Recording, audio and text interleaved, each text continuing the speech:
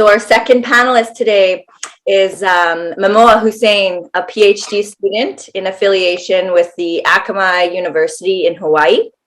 Mamoa holds 2 bachelor's degrees from the U of T and a master's in education also from the U of T. Her research specializes in eco-psychology and exploring the holistic human nature interconnection and how this nurtures environmentally conscious behaviors. Mamona's vision is to integrate the perspectives of eco-psychology and Islamic environmental consciousness and to develop a framework for understanding, relating to, and engaging with Earth in a manner that fosters a thriving, empathetic, and collaborative Earth community. Welcome, Mamoa. Take it over here for you. Thank you so much, Britt. Is the volume okay? Sound okay? Okay, perfect. Just one quick correction. So the affiliation has actually changed. So my program is through Project Nature Connect. But thank you for the introduction. I appreciate it. All right, I'm just gonna. Okay, so as I begin, I just want to acknowledge that where I am in this northern part of Turtle Island is the treaty lands of the Mississaugas of the Credit, is the treaty and lands and territory of the Mississaugas of the Credit, and that I am grateful for the first peoples of this land who shared with us and welcomed us, that this land, the land of our Creator, is our responsibility to take care of and to welcome those who will come after us. And I pray that our actions are befitting of the generous hospitality that we have been shown, and that our tongues and our hearts be safeguards for the first peoples of this land. And I also pray for autonomy, to recognize the first peoples of this land who have gathered for centuries, and that we can always act as we learn to care for and pray for this land and for one another. And for me specifically, this is important because as a Muslim, I know that actions are by intentions, and that acknowledging the territories on which I work,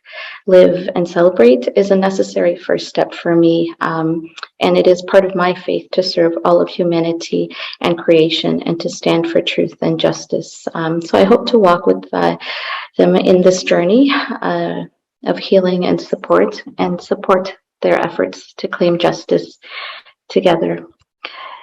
I wanted to thank you for the introduction, and I am honored to be here today and share a little bit about my research on Indigenous-Muslim relations on Turtle Island in terms of connecting and building common narratives.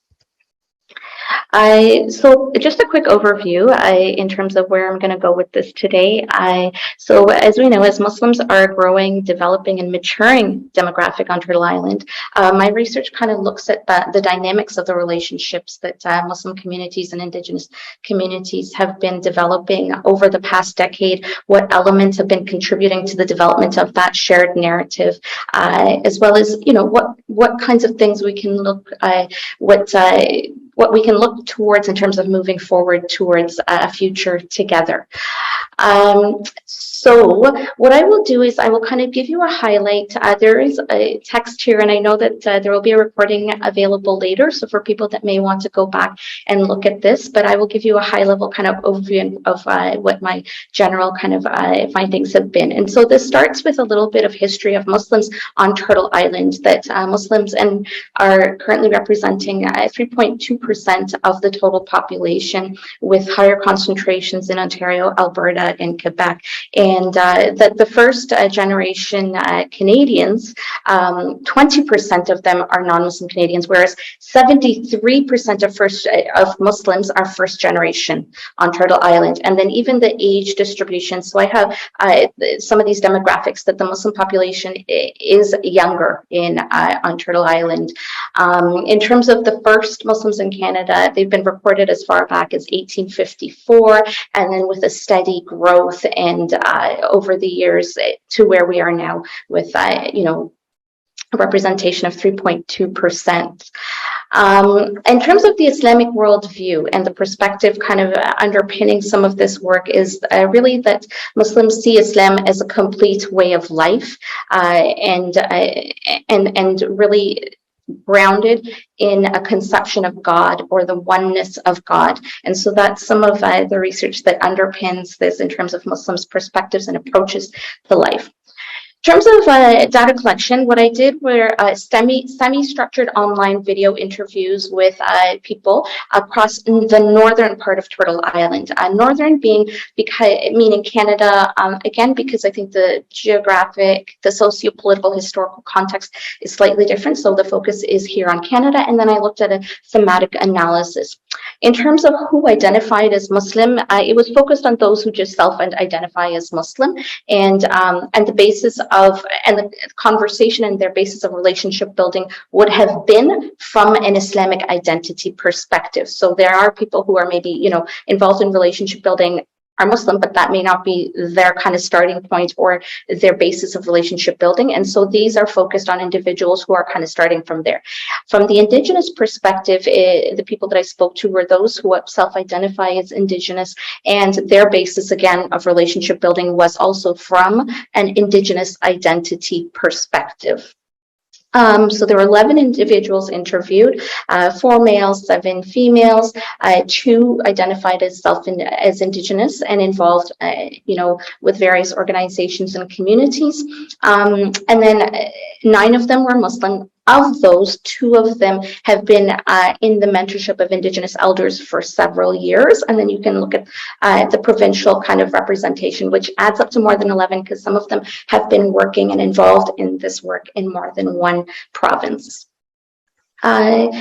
So the profiles of these people that I've interviewed, the different kinds of roles they hold, and you know what they're involved with. So you can see that they hold various roles. So they're either community or religious leaders, they're writers, authors, they're involved with work with children, they're involved with organizational work, nonprofit work, academia, as well as media. And so what you can see is that really there is a vast representation within those people, and so the perspectives they bring are also quite vast. And of the Indigenous people that I spoke to, they were Cree and Anishinaabe.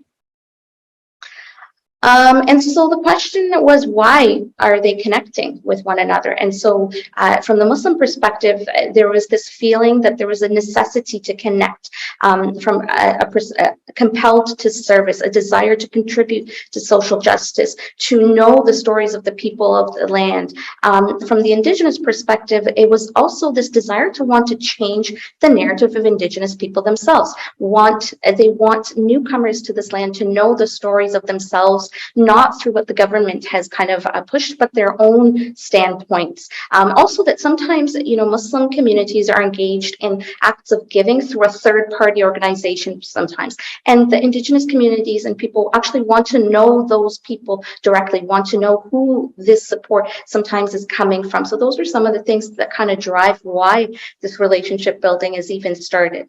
The next thing I looked at was the teachings from each tradition that guides this relationship building. So for the Muslim people that I spoke to, there were some verses of the Quran that they spoke to, those that talk about standing firm for injustice, seeking knowledge, seeing the life of the Prophet Muhammad, peace be upon him, as an inspiration to build these relationships, getting to know one another, enjoining what is good, forbidding what is evil. And then from the Indigenous perspective, they felt that it was tied to their own grandfather teachings of love, respect, bravery, truth, honesty, humility, wisdom. And then one person said, you know, I heard one elder say to me that we were waiting for our brothers and sisters to come to Turtle Island and to build these relationships. And so that's been kind of the perspective that's been building those relationships.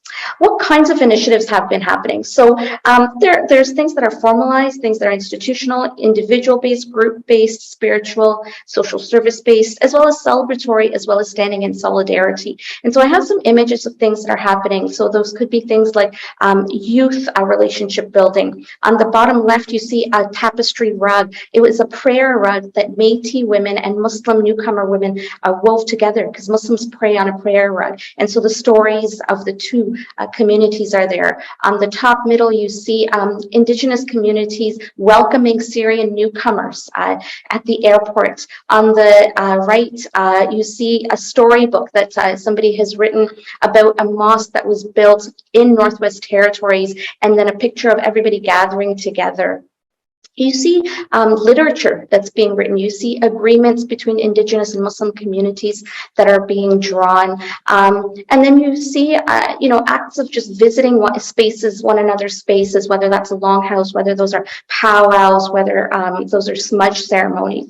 And so what were some of the insights that were kind of gained? And unfortunately, I don't have time to go into depth in here, but, some of the shared narratives that people realized was that the sacredness of family and kin was shared between both communities, the connection to nature, narratives of women's oppression created by the other, narratives of colonization, and also just being able to connect on this single belief in a creator and divine dignity that's attached.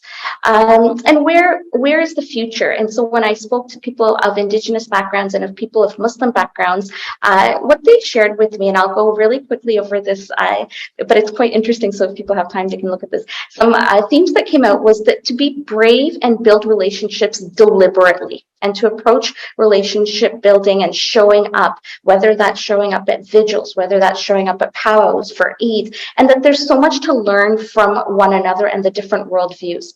The other piece, which actually connects to Dr. Karimo's speak, is to this, that both communities felt this need to look internally towards their own traditions and teachings to better understand how to extend outwards. And so this relationship building is actually nurtured that desire internally.